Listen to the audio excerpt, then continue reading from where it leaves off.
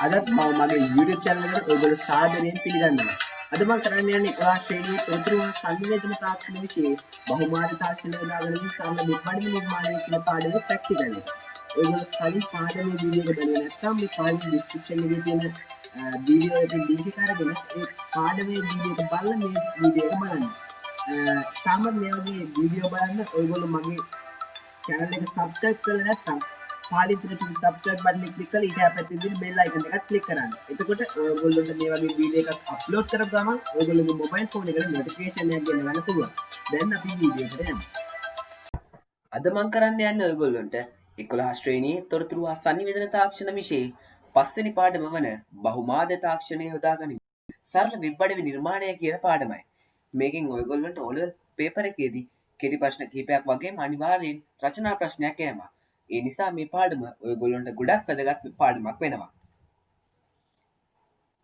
හරි. අපි දැන් පාඩමට පිවිසෙමු. ඉස්සෙල්ලම අපි කතා කරන්නේ වෙබ් අඩවි නිර්මාණය සඳහා තොරතුරු ව්‍යුහගත කිරීම පිළිබඳව. අපි වෙබ් අඩවියක් හදනකොට බලන්න ඕනේ මේ වෙබ් අඩවිය සාදන්නේ කුමක් සඳහාද, කා සඳහාද, කෙසේද නඩත්තු කරන්නේ කෙසේද කියන කරුණු පිළිබඳව. දැන් අපි කතා කරමු වෙබ් අඩවියක භාවිතය පිළිබඳව. වෙබ් අඩවියක් නිර්මාණය කිරීමේ අවශ්‍යතා ගොඩක් තියෙනවා. එකක් තමයි තොරතුරු සංනිවේදනයට.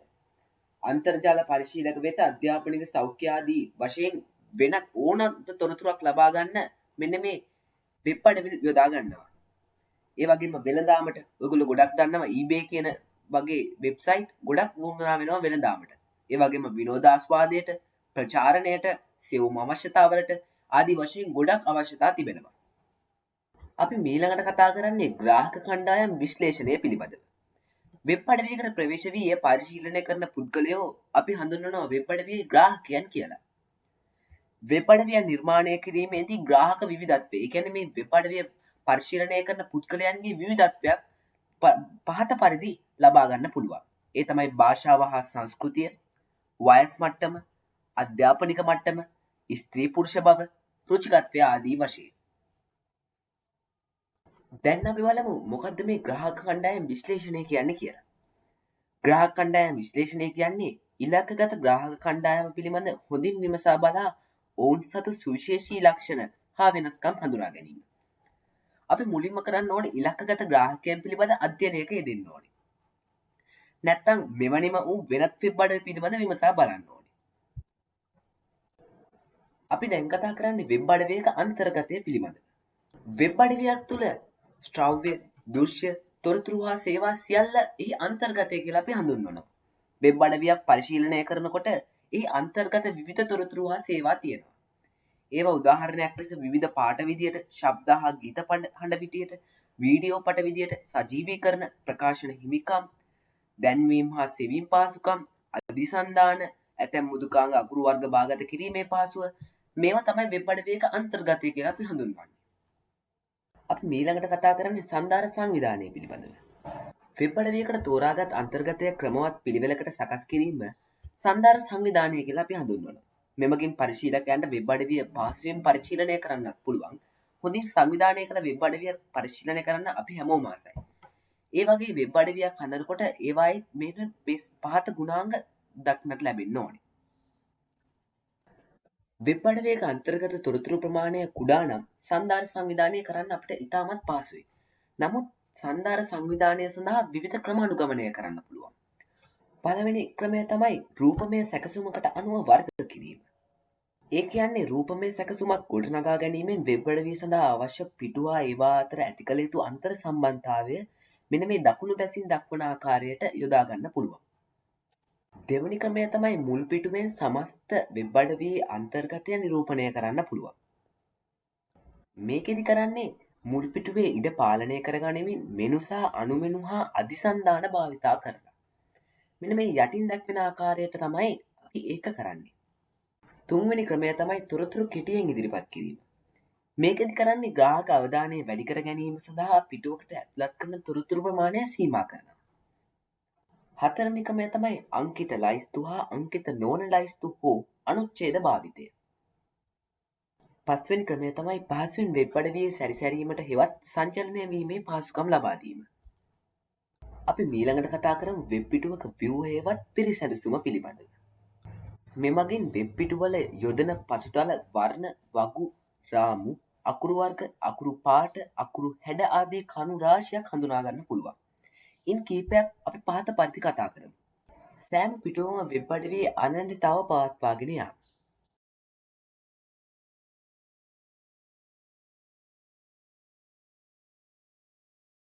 දෙවැනි කරුණ තමයි වැදගත් කරුණු උද්දීපනය කර පෙන්වීම.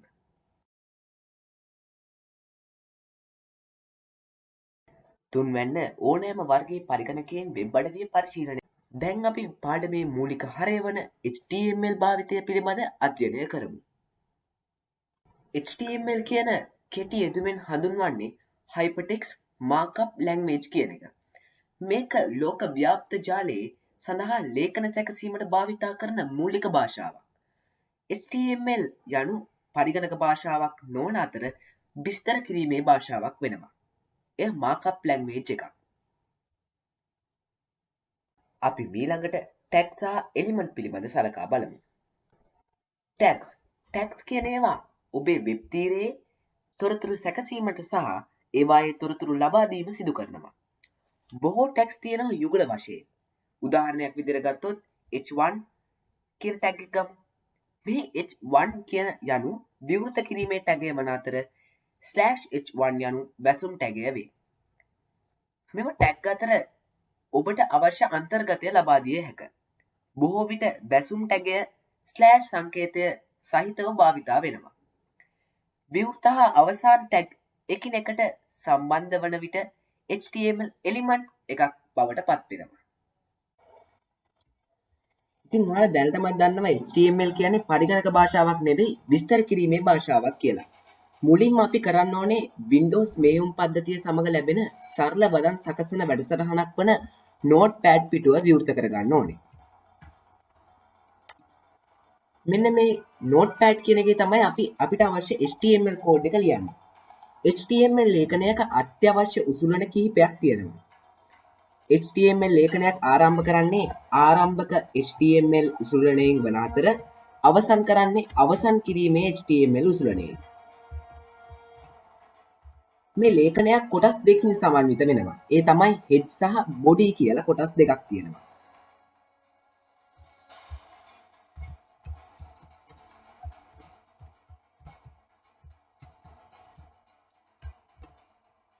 ලේඛනය තුල සඳහන් වෙනවා අපි ලියන්නේ body කොටස තුල.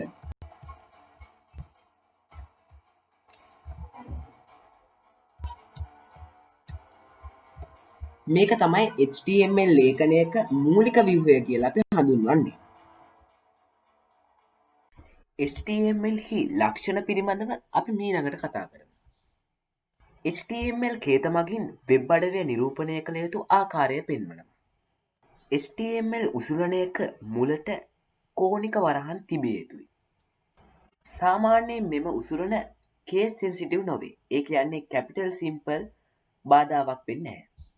උසුලනය වැරදි නම් දෝෂ ප්‍රකාශනයක් නිකුත් වෙන්නේත් නැහැ.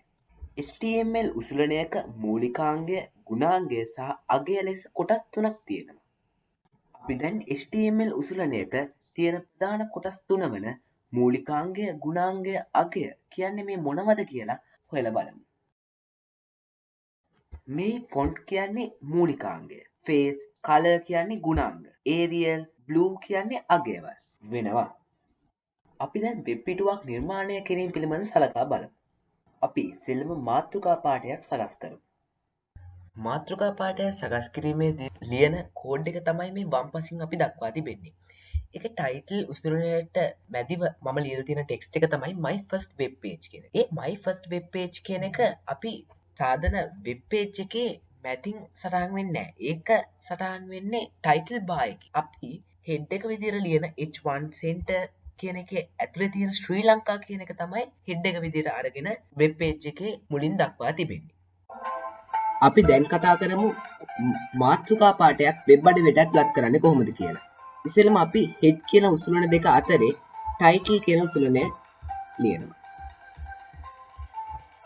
ඊට පස්සේ අපේ title bar එකේ ලියන්න ඕන දේ අපි ලියනවා. අපි ලියමු my first page කියලා. කරලා ටයිටල් ටැග් එක ක්ලෝස් කරන්න ඕන. ඊට පස්සේ අපි පාඩමේ මාතෘකාව ලියන්නේ බොඩි කොටස ඇතුලේ. අපි ඒක සයිස් එක ලුක් කරගන්න ඕන නිසා H1 කියන ලියනවා. බෝල්ඩ් කරගෙන ඉන්න සඳහා B උසුලනයක්, අන්ඩර්ලයින් කරගන්න U උසුලනයක්, සෙන්ටර් කර ගැනීමට සෙන්ටර් උසුලනයක් ලියලා අපි පාඩමේ මාතෘකාව ලියමු.